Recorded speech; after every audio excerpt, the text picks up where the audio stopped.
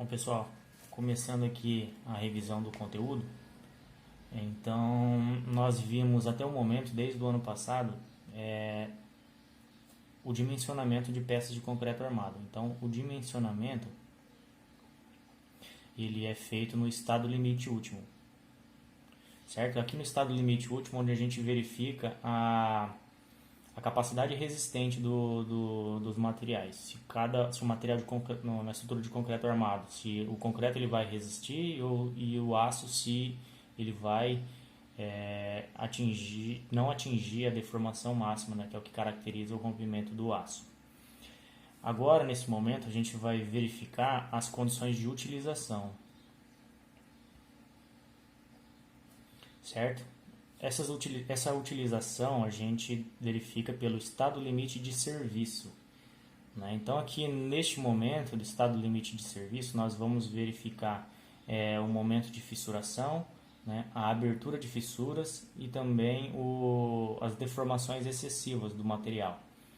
Então nós não vamos dar muita atenção aqui neste momento para abertura de fissuras por questão de tempo, mas se a gente tiver a oportunidade, a gente vai fazer essa revisão. Então nós temos aqui os principais estados limites de serviço para a estrutura de concreto armado convencional, a verificação da formação de fissuras,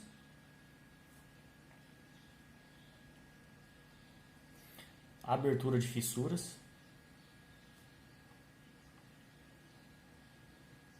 e a deformação excessiva.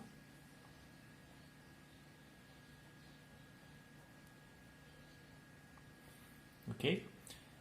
Então vamos começar aqui com a formação de fissuras. Então vamos imaginar aqui uma estrutura de concreto armado, uma viga biapoiada, sem nenhum carregamento. Nessa situação, ela está indeformada. O seu eixo aqui, ó, ele está aqui na horizontal, sem nenhuma condição de deformação. Para pequenos carregamentos, quando a gente aplica um carregamento na viga, certo? Um carregamento P, distribuído, kN por metro, para pequenos carregamentos vai aparecer uma deformação, certo? Uma pequena deformação aqui no eixo da viga.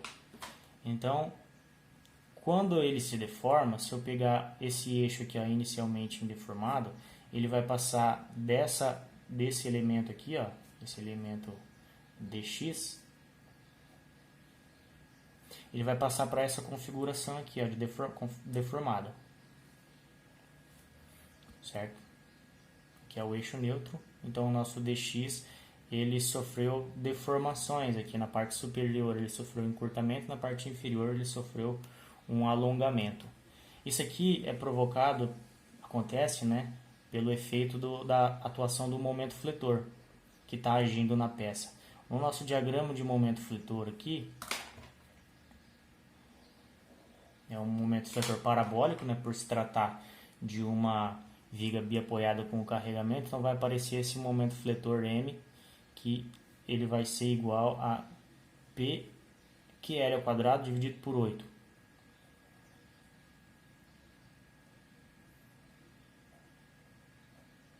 Sendo P a carga que está aplicada e L o vão da nossa viga. Ok? Quando a gente tem atuando esse momento fletor, vai aparecer aqui no nosso elemento um diagrama de tensões. Vai estar comprimindo ali na parte superior e tracionando na parte inferior. Então aqui nós vamos ter tensões de compressão na nossa seção de concreto, nós vamos ter tensão de tração. Aqui a nossa seção de concreto, ela não está fissurada ainda. O concreto está íntegro. Então nós temos aqui a nossa armadura, né, e toda a região de concreto ela está auxiliando aqui, ajudando na resistência da peça, a flexão. Certo? Então conforme a gente vai aplicando aumentando essa força, vai aumentando esse diagrama de tensão-deformação, esse diagrama de tensão aqui, conforme foi desenhado aqui embaixo. Ok? Nós temos da resistência dos materiais que a tensão é igual a momento vezes o I dividido pelo IC, certo? Sendo esse Y aqui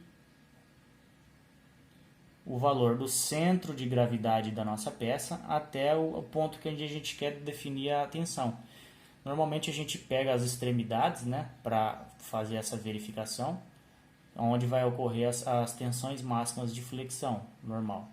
Então esse Y acaba sendo a metade da altura para seções retangulares. Então se a gente tem o H, esse Y aqui vai ser igual ao H dividido por 2 para seções retangulares.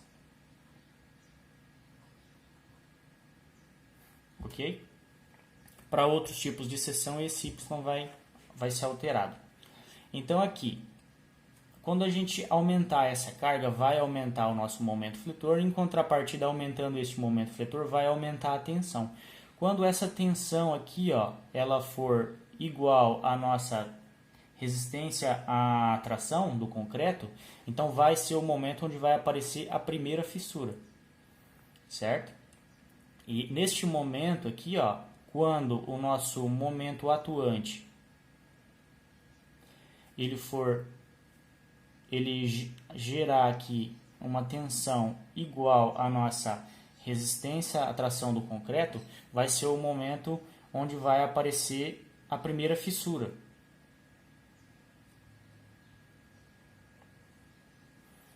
Ok? Então, se a gente isolar desta equação aqui, ó, o nosso momento,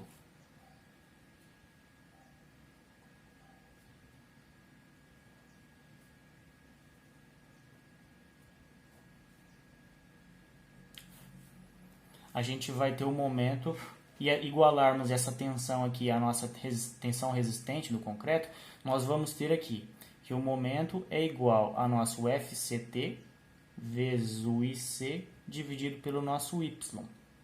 Essa resistência aqui, a tração do concreto, nós vamos multiplicar por um fator alfa, porque a gente está tratando aqui de uma condição de flexão. Então, a gente vai multiplicar esta resistência aqui por valor alfa. Essa aqui é a nossa resistência que vai estar agindo no concreto. Ok? Então, esse valor de alfa aqui, ó, ele pode assumir dois valores.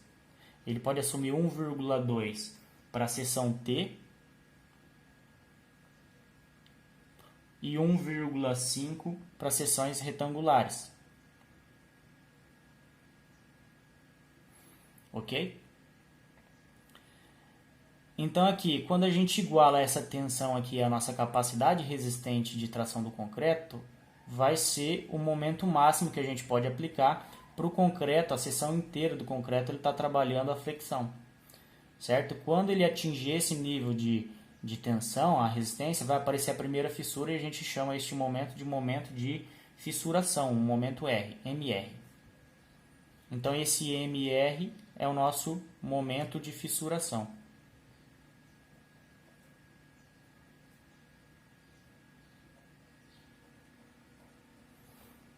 Ok?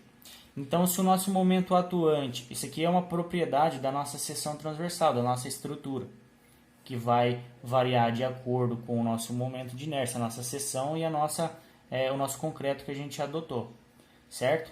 Então, aqui, quando eu tenho esse carregamento P pequeno e eu for crescendo de forma que esse diagrama de momento fletor ele vai aumentando, quando esse momento fletor aqui ele atingir este momento de fissuração, vai ser o ponto, né, onde vai ser atingido o nosso estado limite de formação de fissuras, certo? Então, se o nosso momento atuante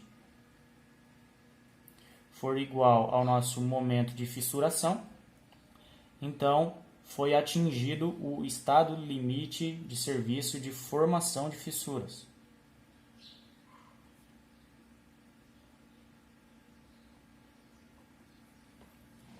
Ok? Então, complementando aqui, ó, para eu calcular este momento atuante,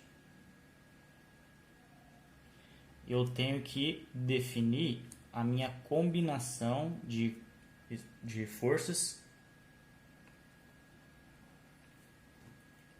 raras. Então, eu vou utilizar a combinação rara de serviço. Essa combinação rara de serviço, ela vai ser o somatório, quer dizer, a nossa força de serviço, ela vai ser o somatório das minhas forças permanentes, que eu estou colocando um índice G, certo? Mais a minha força variável, né, que pode ser a minha carga de utilização, a minha força de vento, que eu vou considerar ela como principal, mais o somatório dos valores reduzidos das demais cargas variáveis, que eu também estou chamando de Q aqui. Ok? Se eu só tiver uma carga de utilização, no caso, uma carga variável, e não tiver mais nenhuma outra, não tiver fazendo nenhuma outra consideração, essa parte aqui ela pode ser desprezada da nossa equação, certo? Então, para a condição de um carregamento acidental, variável, a minha força devido da minha combinação rara em serviço vai ser igual ao somatório de todas as minhas forças permanentes, né, o peso próprio, o revestimento, tudo que estiver agindo constantemente na minha estrutura, mais a minha força acidental, principal, né, que no caso só vai ter uma aqui para ser utilizado essa equação simplificada aqui, ok? Então eu vou comparar um momento, essa força aqui vai ser essa força que está aplicada aqui na nossa viga. Então o momento atuante devido a essa carga, a esse tipo de carregamento, vai ser o nosso momento atuante, que é o que a gente vai comparar com o nosso momento de fissuração. Então, se o momento atuante for igual ao momento de serviço, então o nosso estado limite de formação de fissuras foi atingido. Nesse momento, onde ele atinge a formação de fissuras, né, na nossa viga, o que vai acontecer? Voltando lá na nossa viga do estudo inicial. Tem a viga biapoiada com o carregamento distribuído, certo? Eu já estou já está atuando este carregamento, né? Então, inicialmente ela estava indeformada e ela vai se deformar, e essa deformação aí vai gerar a nossa primeira fissura.